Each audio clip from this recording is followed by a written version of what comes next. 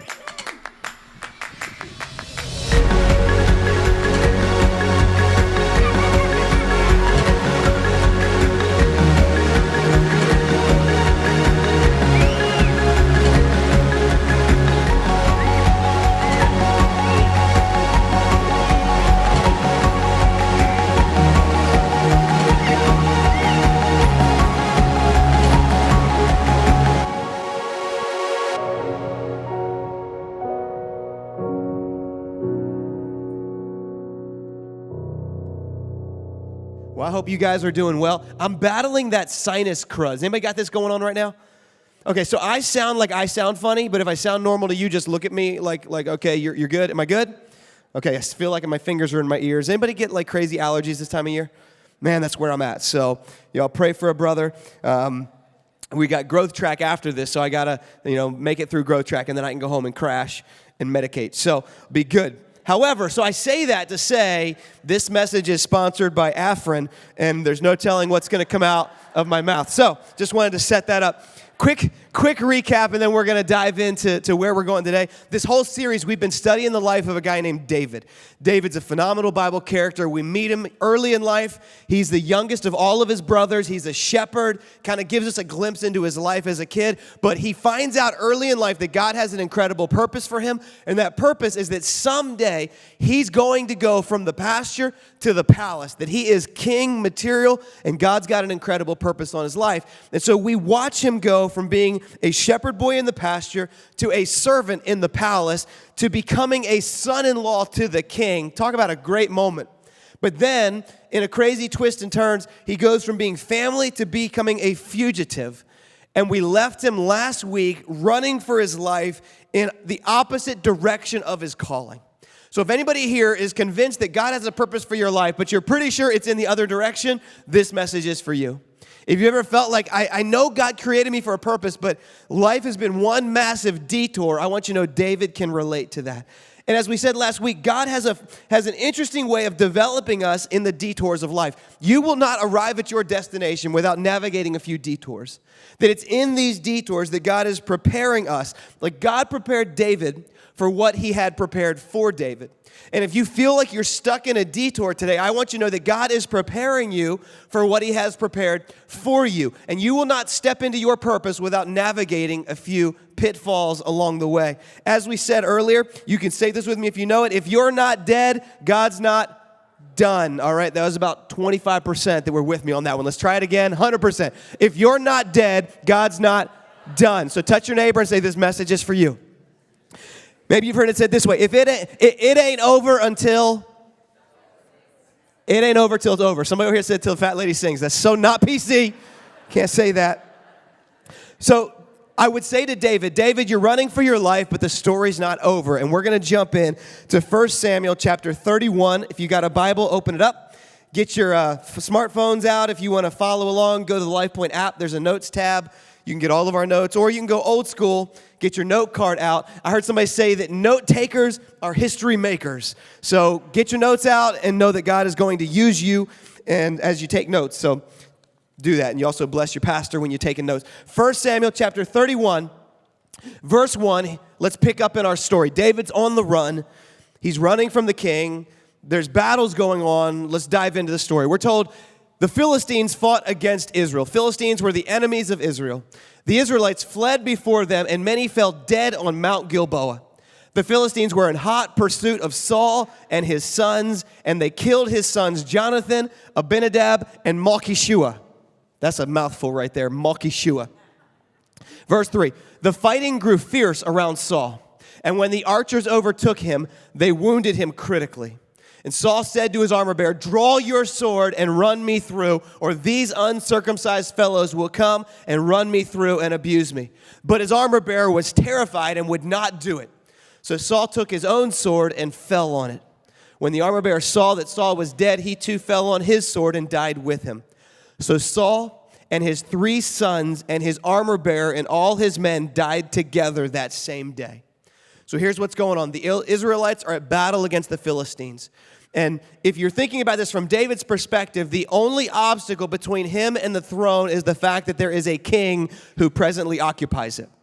King Saul is still on the throne. He's still the reigning king of Israel. And because he has chosen to live his life disobedient to God, God's hand of protection has been removed from him. Well, this battle happens to be going on, and Saul and his sons are running for their life when all of a sudden an arrow from an archer makes its way through the sky and pierces Saul's armor, and it wounds him fatally.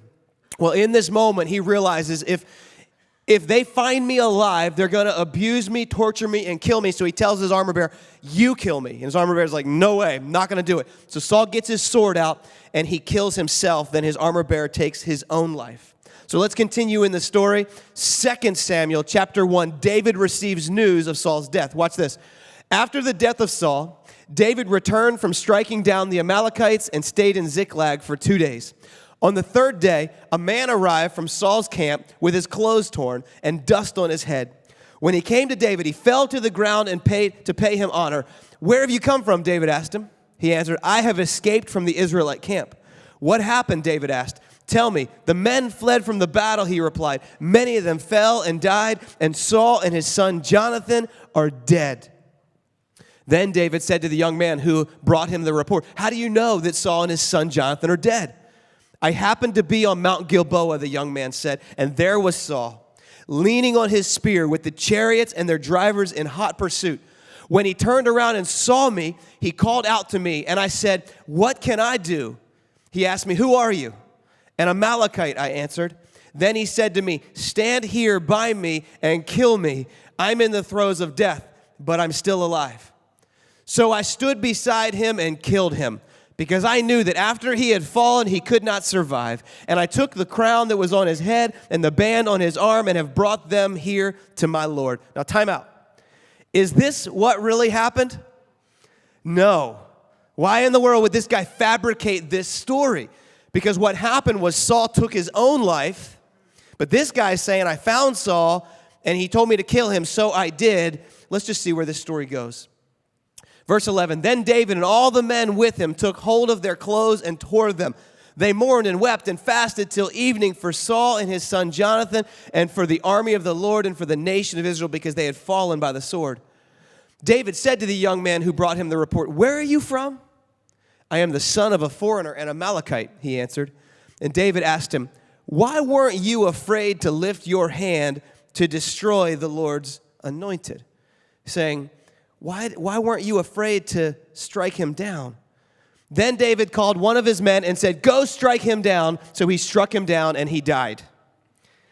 Can anybody say that didn't go as planned? Why would he do such a thing? So here's why. This guy had this idea that if he goes to David, the future king, and says, I killed the reigning king, you can now go to the throne. This would be pleasing to David, and it would give him the promotion that he long desires. But I want you to notice here that this guy tries to promote himself, and I want you to know that in this life, you can either spend your energies promoting yourself, or you can be patient and let God promote you, because he's really good at getting people to their destination in his time. So this guy says, hey, I took care of Saul for you. And David could not believe it. See, what this guy didn't know is that David honored Saul. Even though he and Saul were at odds with each other, David knew that he would not raise his hand to strike the Lord's anointed.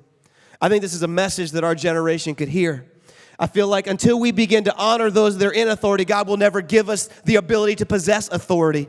And what this guy was doing was trying to try to overthrow the authority that God had put in place. And even David wouldn't do that. Even David said, this is the Lord's chosen, and until God is ready to transfer me to that place, I'm not going to fast track what God has for me. I want you to know that the journey is going to take a while, and you arriving at your destination and arriving at your purpose is going to take a while. It's going to require faith, trusting God through the process. So here's David. The only hindrance to the throne has now been removed. The king is dead. The throne is open for the taking. I want you to watch what David does. 2 Samuel chapter 2. We're told that in the course of time, David inquired of the Lord. If you've got a space in your notes to write down David inquired of the Lord, or just highlight that in your Bibles, I don't want you to forget this. David inquires of the Lord, shall I go up to one of the towns of Judah, he asked. The Lord said, go up. And David asked, well, where shall I go? To Hebron, the Lord answered. So David's like, I don't know what to do next. The obvious thing is that I storm the palace and take the throne, but God, I don't want to go somewhere that you aren't calling me to go. So God, what do I do? So often when I'm at a crossroads in life, God is often the last person that I ask. He should be the first, but oftentimes if I'm just telling the truth, I'll call my friends, I'll call my overseers, I'll call people that are older than me, wiser than me, and so often I wonder if God's like, you plan on asking me at some point? Well, I want you to notice that in this moment, David says, I'm going to ask you, God, what do you want me to do? And check this out, verse 4. So God says, go to Hebron, and when he does, the men of Judah came to Hebron, and there they anointed David king over the tribe of Judah. So he is now king of one of the 12 tribes, and if you keep reading by chapter 5, he is the king over all of Israel. God delivers on his promise. The very purpose of David comes to pass, and we find him seated on the throne.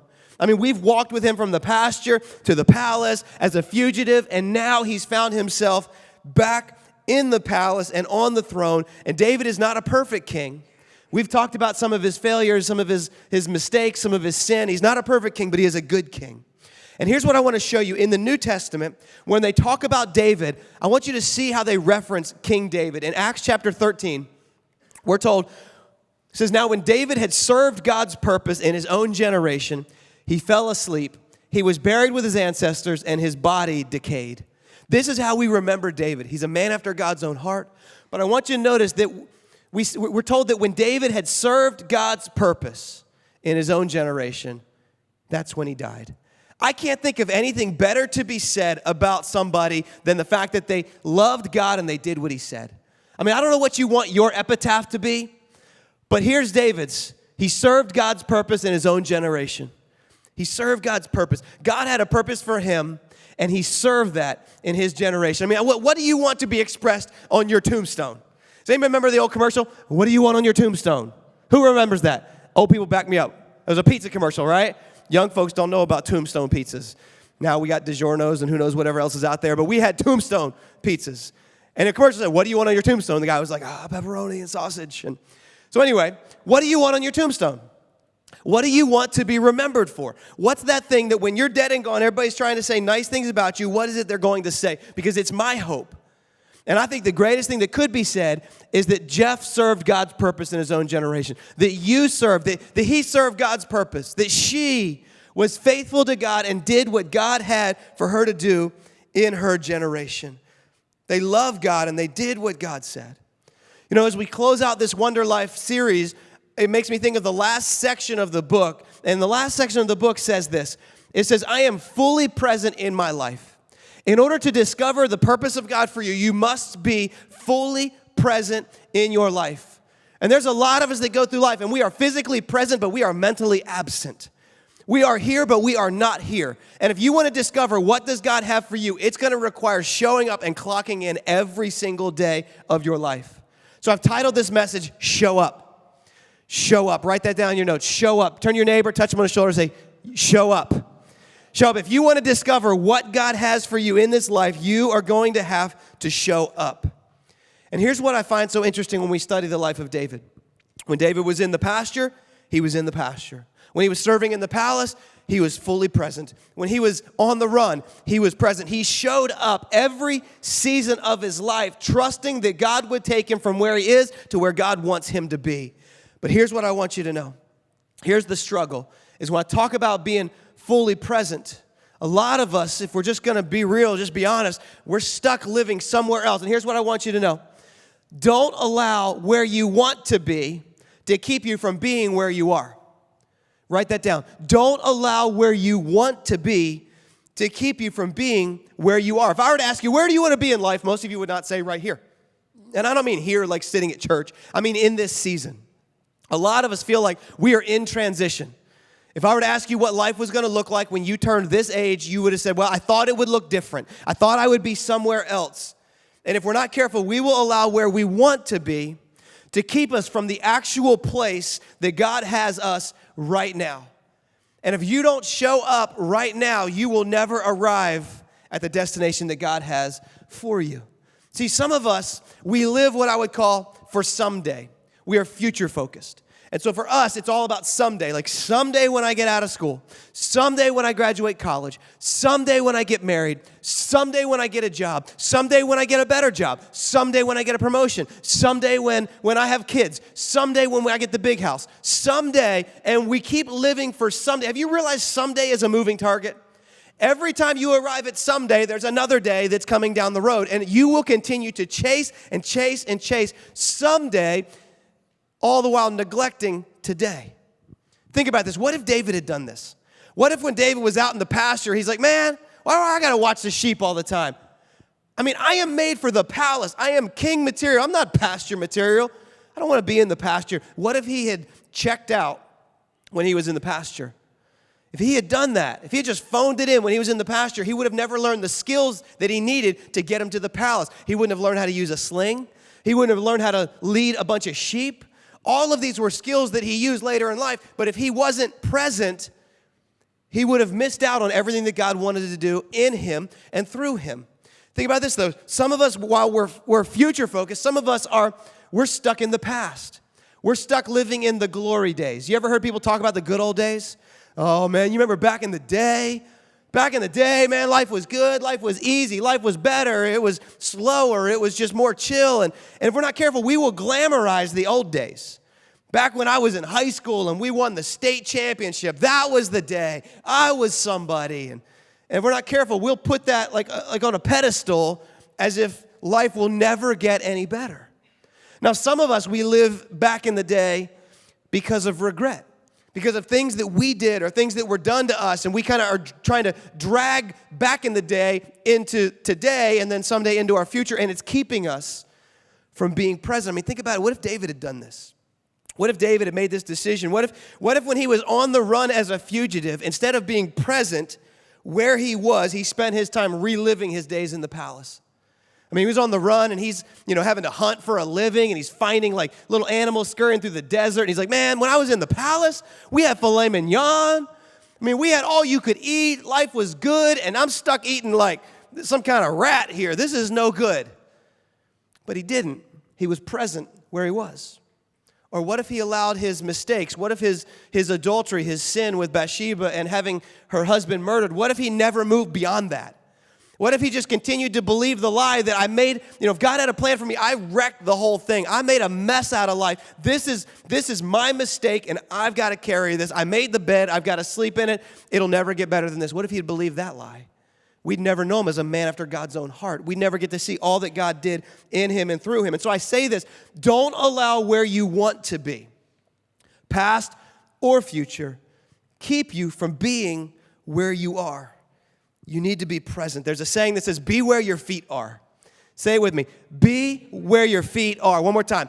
Be where your feet are. That means wherever I am, I'm going to be fully present, fully engaged in the situations that God has for me. So today I want to share with you about how do we show up? How do we show up? And so in order to show up, let me just give this to you. There's 6 things I want to give you. In order to show up, to be present, like David, present no matter where we are. Even though we're in transition, we're in the process, we can be present. Write this down. In order to show up, first thing we need to do is slow down. Slow down. In order to show up, we need to slow down. Turn to your neighbor and say, you got to slow down. Do you know anybody that goes through life at breakneck speed? They got to get to the next place and the next place and the next place and the next place. And you're like, what are you working on? Like, are you run on Red Bull? Like, what's going on? We are the energy drink-driven generation. I mean, we will drink energy drinks all day and then sleeping pills at night. And we're like, why? I don't know why I've got this problem. We go. It's like, I'm in a hurry to get things done. Oh, I rush until life's no fun. All I really got to do is live and die, and I'm in a hurry. I don't know why. There's my country song lyric reference. Alabama fans, if you don't slow down, your life will become a sad country song. That's what I want you. If you want to show up, you got to slow down. Some of us are blowing past people and opportunities on our quest to get somewhere else. We're so focused on what's out there that we're missing out on what is right here. And we just tell ourselves, when I get there, then we'll be good. But we don't know where then is, and we're running ourselves ragged in the process. And what we need to do is we need to put a little bit of margin in our life. We need to quit booking ourselves so crazy, and we need to just breathe. When was the last time you just breathed?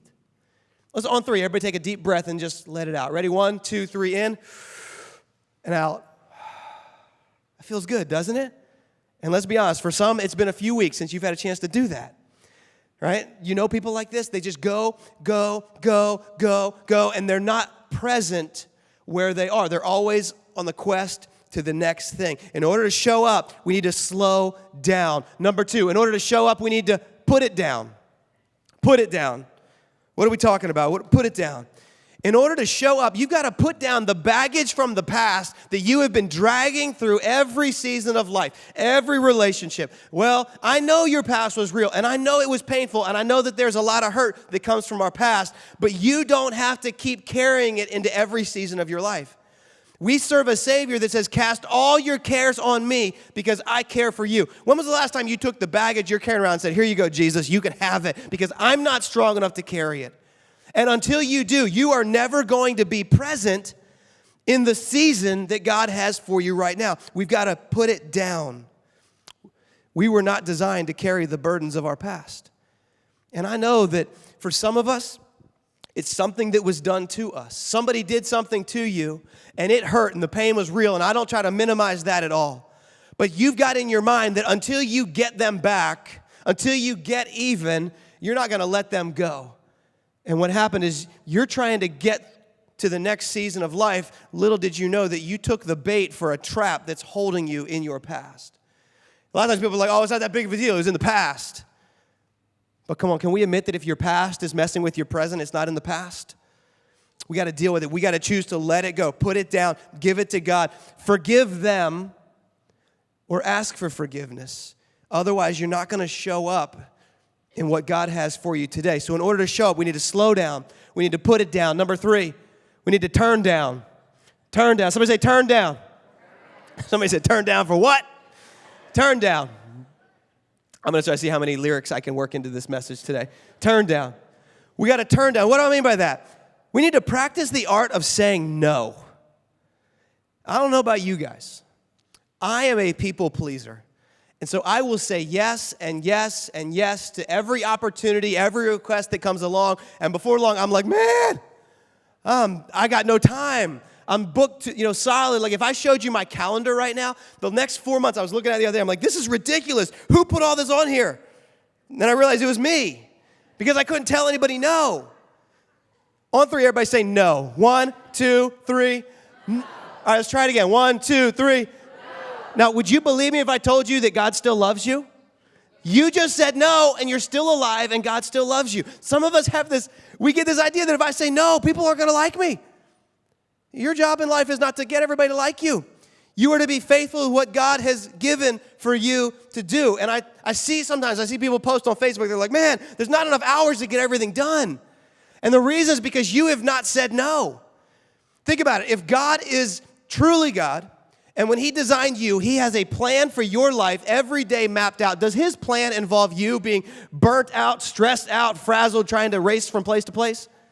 I don't think so. He says his plan is good, pleasing, and perfect. So who then put all that stuff on your calendar? You and me. We do it, and if we're not careful, we will spend all of our time doing it, forgetting that we are beings not doings. We are human beings, not human doings. But we spend all of our time doing. We're never going to have the opportunity to simply be. And it's in those moments when we just kind of unplug or we say no that we find a little bit of calm in the storm.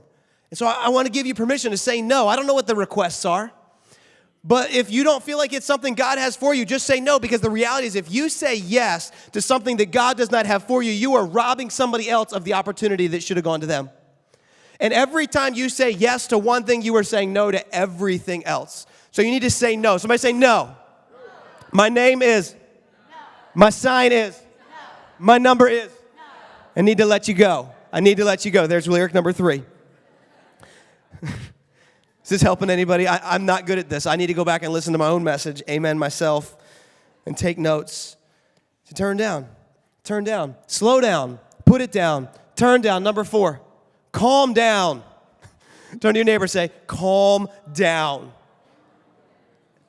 Don't raise your hand, but any of you know anybody that is like high-strung? See, are you sitting next to them right now? Don't do anything. Right? We got to call. All right, some of us just need to chill out a little bit. Not everything is a red alert. If everything is like, code red, then nothing is code red. And we need to breathe and we need to relax and we just need to let the drama go. You notice how some people, it's like they find drama. If there's no drama, they will create drama, and you need to just say, hello, 8th grade called, middle school called, and wants his drama back. Like, just calm down. Because what happens is we get so worked up. Here's me. When I get all worked up, you know what I'm doing? I'm not listening to a person around me. I am having imaginary arguments with everybody, and I am winning them. I'm so good in my own head. But I am totally checked out. My wife will be like, did you hear me? Like, what? No, because I was working on my rebuttal for the argument that just might happen, and if it does, I want to be ready. Because I need to just calm down. Calm down. Most of the things we're freaked out about don't actually happen anyway. They probably weren't talking about you on Facebook. It's okay. Calm down. Calm down. Number 5, shut it down. Shut it down. Turn to your neighbor and say, shut her down. Shut it down. What do I mean by that? I mean, you need to have some time where you turn the engine off, where you are not on, when you are not working, when you are not going, when you are not doing. I'm talking about a day off. I don't know when the last time was you had a day off where you weren't, fixing something, helping someone, doing something. It was just your opportunity to take a break. See, when God gave us the 10 Commandments, one of them is that we shut it down. I mean, God modeled it for us. 6 days, creation, 7th day, rest. God says, listen, you will do more in 6 days and 1 day of rest than you will 7 days with no rest. God is reminding us. He says, this commandment is to remind you that there is a God of the universe and you are not him. But sometimes we begin to think that we are, and if I take a day off, then this won't happen and that won't get done. That's okay. Maybe if you take a day off, you'll actually get to see what God is capable of doing in your life and on your behalf. And so you need to shut it down. Maybe it's taking a vacation day. Maybe it's just putting in, if it's 2 weeks notice to get a vacation, put 2 weeks in. Say, I'm going to take a vacation. If you're like, but I can't afford to go on vacation, do a staycation. Stay right where you are and just fill your calendar with things that fill you. I believe for some of us, the most spiritual thing we could do is to just take a day off and go do something fun. So if you don't get anything else out of this message, the pastor's telling you and giving you permission to do something that fills your tank. I don't know what you enjoy. I mean, what is it that you enjoy? We live at the beach. When was the last time you went to the beach? People are like, man, it must be great that you live at the beach. You're like, yeah, I haven't been there this year or last. Or I know people vacation where we live. Like maybe for you, maybe that's it. Is just enjoying some downtime. I know we got people here, they like to go shoot guns. When was the time you just went and you just shot guns? Some of you that like crafting. I don't know, do something crafty. But when was the last time you said, I'm just going to take some time and I'm going to do what I like? Like maybe if you know that your spouse enjoys golf, you're just going to, when you go home, you're going to say, why don't you go play some golf this week? They'll be like, what? Are you feeling okay? Because here's what I found for me. When I shut it down, that's when I hear God's voice clear. That's when I begin to discern his nudging. I don't hear it. Like God speaks in a whisper. And so much of my life is just noise and busyness and noise and busyness. I can't even hear what God's trying to say. But when I slow down and turn the engine off, and I'm just doing something that I enjoy, I can begin to discern his leading more. So find some time. Most spiritual thing you could do is probably go do something that you enjoy and do it this week. Because otherwise, you're just going to burn up. And you're going to burn out. And you're going to feel like this, almost like burning out's like a badge of honor. Be like, well, I burned out for God. No, I don't believe God calls us to burn out. He calls us to burn bright, but not burn out. And I talk to people sometimes, and they're like, well, the devil doesn't take a day off. Doesn't he lose? Pretty sure. Should he be your role model? Because God took a day off. So I just want to give somebody permission. Maybe you feel guilty when you take a day off. No, don't feel guilty. Just you're being godly by enjoying a little bit of rest. So say it with me. You got to slow down, put it down, turn down, calm down, shut it down. And number 6, get off your phone. There it is. Some of you are like, but it doesn't have down in it. I know. I like the way it sounded. Slow down, put it down, turn down, calm down, shut it down. Get off your phone. Get off your phone. What I'm talking about here is unplugging from the distractions. What is it that distracts you? What is it that pulls you away from where you are? What is it that causes you to be physically present but mentally absent? For me, I'm just going to tell you up front, it is this little guy right here. I love technology. I geek out on technology, and I don't know whether I should eat my food or take a picture of it. That's me. And if I'm not careful, I can check out from all the people that are around me and check in to the locations and the digital interaction. And that's just how I am. I'm like, I don't know, is this an Instagrammable moment? Or should I just put this on Facebook? Is this Snapchat? I don't know when to use my multiple social media accounts, because clearly, if I don't post a picture of my food, how are people going to know that my life is so epic? So, the other day I got my phone out and my kids were like, really, Dad, you're going to Snapchat this? I'm like, yes, because I'm smoking some ribs and people need to know that I can smoke some ribs. And I know it's silly, but what can happen is all of a sudden I'm no longer engaged with my family and those that are around me. And if we're just going to be honest, we will admit there are distractions in our life. Yours may not be your phone. It may be the TV. It may be your computer. It's something different for all of us. But we need to have time where we are just unplugged from those distractions.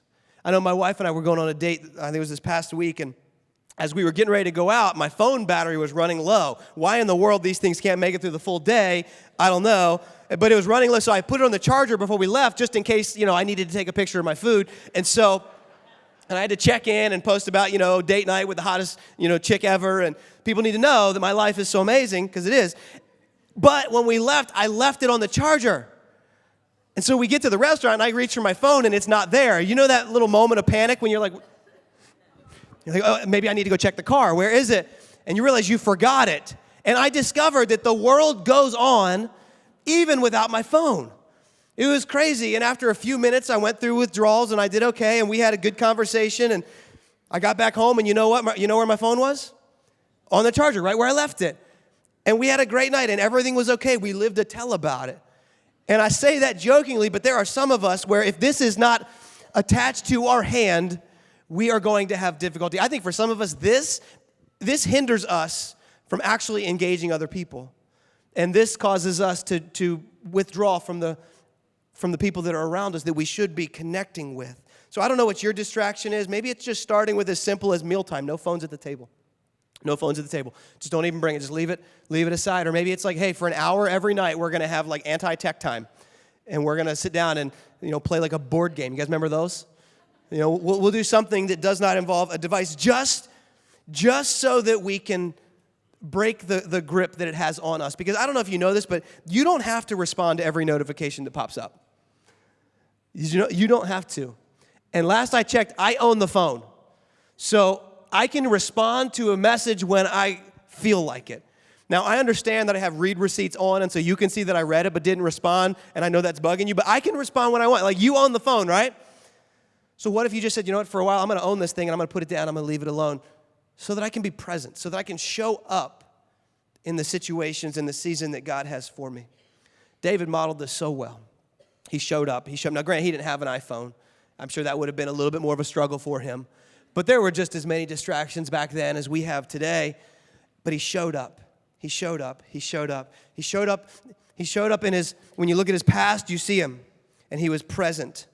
When you look at him dreaming of the future, he thought about the future, but he didn't live there. It's okay to have a plan for the future. I don't want anybody to walk out here feeling like your 5-year plan needs to go in the trash or your 10-year plan. There's nothing wrong with having that. Just write it in pencil and just trust God to give you and lead you towards what he has for you. And so it's okay to plan for the future. Just don't check out of the present so that you can start living in someday. Because here's what I find a lot of comfort in. Let me show you this verse. Hebrews 13, verse 8 says that Jesus Christ is the same yesterday and today and forever. Read it with me. Jesus Christ is the same yesterday and today and forever. Meaning yesterday, we all have a yesterday. We all have a past. And so, whatever your past looks like, you need to know that Jesus is in your past. The struggles that you have, he was there as you were struggling. He was there with you. He was walking through the heartache, walking through the difficulty. He's there. What if you were to trust him with your yesterdays? What if you were to trust him with what you can't change, with what's in the past, with what's behind you? He's the same today. What if you were to say, God, here's the plans that I have. Here's what I want to accomplish. God, I pray that you would help me today to sow seeds for tomorrow. And he's in your future. He's in your tomorrows. I know that there's a lot of ambiguity and questions and wonder about tomorrow, but here's the deal. When you get there, he's already there. He's waiting on you. When you step into tomorrow, he's going to say, hey, welcome to Tomorrowland. I've been waiting on you. I'm the same yesterday, today, forever. When you look at this, our yesterdays are different, our todays are different, our tomorrows are different, but Jesus is the constant. Would you see that? Jesus is the constant every season. He is the constant. He is there. He loves us. He cares for us. He's got a plan for us. And I guess this whole series was about telling you that you will discover your purpose when you are fully present, when you are trusting him today, and trusting that faithfulness today will lead you to where he has you tomorrow. And then when tomorrow becomes today and you're faithful with today, he'll lead you to tomorrow. And you're going to look back someday, and hopefully the same thing will be said about you that was able to be said about David, that he fulfilled the purpose of God in his generation. She fulfilled the purpose of God in her generation. That's what we want to see, faithfulness today. Would you pray with me?